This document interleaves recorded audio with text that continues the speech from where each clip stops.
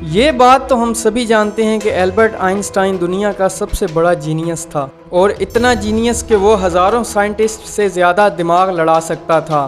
جو چیز ہم سمجھنا تو دور سوچ بھی نہیں سکتے، اس کو آئنسٹائن نے سوچا بھی، سمجھا بھی اور پوری دنیا کے لیے آسان بھی بنایا۔ البرٹ آئنسٹائن ایک فزسسٹ تھے جنہوں نے تھیوری آف ریلیٹیوٹی، E=mc² اور فوٹو الیکٹرک کے لا بنا کر پوری دنیا کو حیران کر دیا۔ السلام علیکم، welcome to info TV. دوستو، البرٹ آئنسٹائن دنیا کے سب سے جینیس آدمی تھے، اور ان کو ان کی تیز دماغی کی وجہ سے نوبل پرائز سے بھی نوازا گیا۔ ان کی ایکسٹرا آرڈنری سوچنے اور سمجھنے کی صلاحیت دیکھ کر لوگ سمجھتے تھے کہ ان کے پاس ایک اسپیشل برین ہے جو ہم عام انسانوں کے مقابلے میں کافی زیادہ مختلف ہے، اور اس بات کا خود آئنسٹائن کو بھی اندازہ تھا، اور اسی وجہ سے وہ نہیں چاہتے تھے کہ ان کے مرنے کے بعد ان کے کسی باڈی پارٹ پر ریسرچ کی جائے، کہ انہوں نے تو اپنے مرنے کے بعد ان کی باڈی کو جلا کر راکھ کرنے کی انسٹرکشن دے رکھی تھی۔ پھر آخر کار وہی ہوا جس کا آئنسٹائن کو ڈر تھا۔ 18 اپریل 1955 کو پرنسٹن ہاسپٹل میں جب ان کی ڈیتھ ہوئی تو اٹوپسی کے لیے یعنی موت کی وجہ جاننے کے لیے جو ڈاکٹر آیا اس نے چپکے سے ان کا برین چرا لیا، کیونکہ اس کو یہ جاننے کی بہت بے چینی تھی کہ دنیا کے سب سے جینیس انسان کے برین میں آخر ایسا کیا ہے۔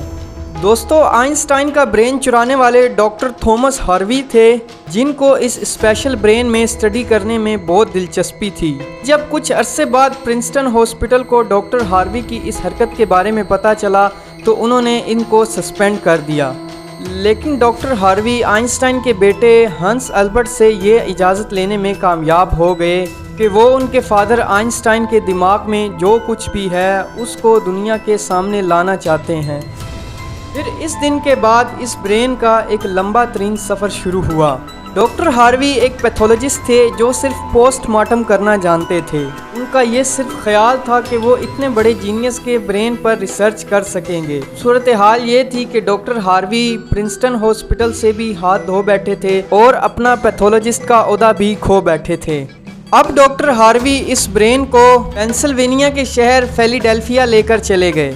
جہاں انہوں نے اس برین کی کچھ فوٹوز لی اور اس کے 240 پیسز کر کے چھوٹے چھوٹے جارز میں ڈال کر اپنے بیسمنٹ میں چھپا دیا۔ پھر اس کے بعد وہ الگ الگ جگہ پر اس برین کو لے کر گئے، لیکن کئی سال گزرنے کے بعد بھی آئنسٹائن کے برین پر ڈاکٹر ہاروی کچھ خاص ریسرچ نہ کر سکے، اور الٹا ان کا میڈیکل لائسنس بھی کینسل کر دیا گیا، اور نوبت یہاں تک آ پہنچی کہ ڈاکٹر ہاروی کو ایک پلاسٹک بوتل فیکٹری میں جاب کرنا پڑی۔ پھر انہوں نے ایک فیصلہ کیا کہ وہ اب اس برین کے ٹکڑوں کو دنیا کی بڑی بڑی لیبارٹریز میں ڈیٹیل ریسرچ کے لیے بھیجیں گے۔ پھر انہوں نے اس برین کو الگ الگ لیبارٹریز میں بھیجا اور دنیا بھر کے نیورو پیتھولوجسٹ اس پر ریسرچ کرنے لگے،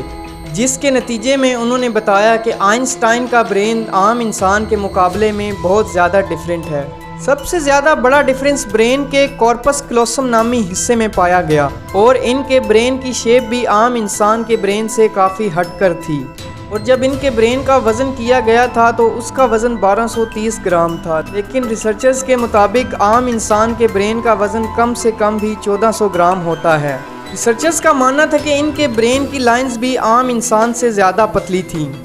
اب اتنی ریسرچ کے بعد ریسرچرز نے بتایا کہ آئنسٹائن کا دماغ عام انسان سے 10 گنا تیز چلتا تھا، اور اسی وجہ سے وہ دنیا کے ہر مشکل ترین سوالات کا جواب بھی آسانی سے حل کر لیتے تھے، اور آج بھی البرٹ آئنسٹائن کا برین امریکہ کے دی مٹر میوزیم میں موجود ہے۔ دوستو، ویڈیو اگر اچھی لگی ہو تو لائک، کامنٹ، شیئر کر کے ہمارے چینل انفو ٹی وی کو سبسکرائب کر کے بیل آئیکن کے بٹن کو پریس کر دیں تاکہ آنے والی تمام انفارمیٹیو ویڈیوز آپ تک بآسانی پہنچ سکیں۔ شکریہ۔